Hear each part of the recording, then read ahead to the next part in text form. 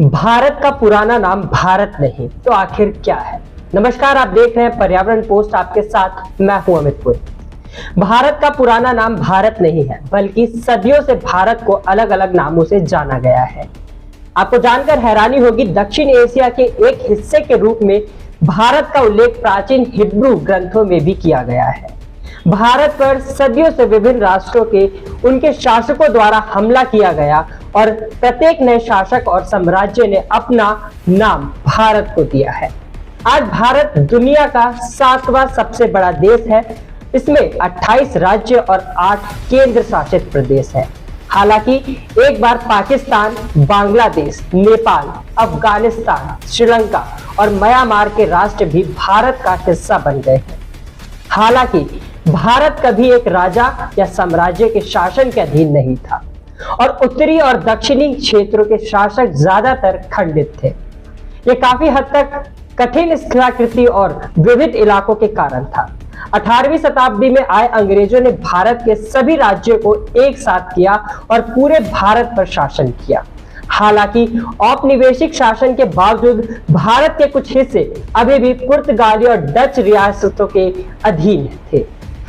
हालांकि यह अंग्रेज थे जिन्होंने भारत का एकीकरण और बाद में विभाजन किया। जैसा कि हम आज जानते हैं, और जिस तरह अलग अलग शासकों के साथ देश में अलग अलग संस्कृतियों का उदय हुआ, उसी तरह भारत को हमेशा भारत नहीं कहा गया। विभिन्न युगों में भारत के कई नाम रहे। आइए उनमें से कुछ पर नजर डालते हैं। होदू भारत के लिए बाइबल में हिब्रू नाम है और पुराने नियम के अलावा उल्लेख जो है इसमें किया गया है। तियानजू जो पूर्वी विद्वानों द्वारा भारत को दिया गया चीनी और जापानी नाम है।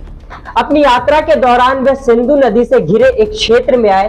फारसी शासन ने सिंधु का नाम बदलकर हिंदू कर दिया और तियानजू का शाब्दिक अर्थ हिंदू है। नाभि वर्षा पुराने ग्रंथों में भारत को नाभि वर्षा कहा गया है। नाभि वर्षा नाम के 2 कारण है।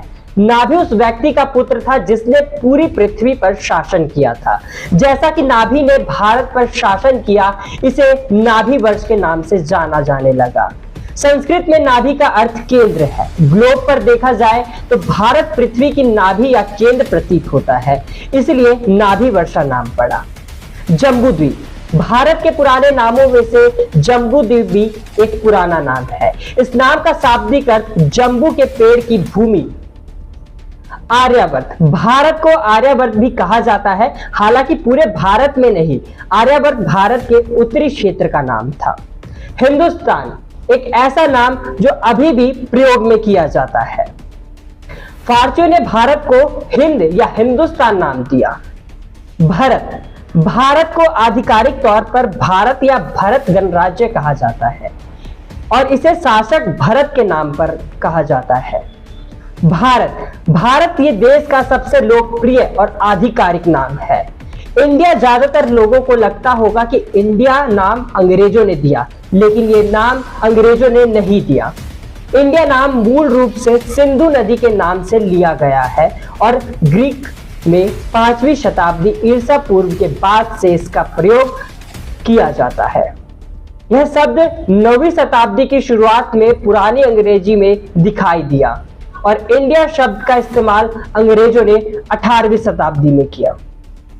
उम्मीद करते हैं हमारे इस वीडियो से आपको बहुत कुछ जानकारी मिली होगी। फिलहाल के लिए इतना ही। ऐसे ही तमाम जानकारियों के लिए देखते रहे पर्यावरण पोस्ट। सब्सक्राइब करें पर्यावरण पोस्ट।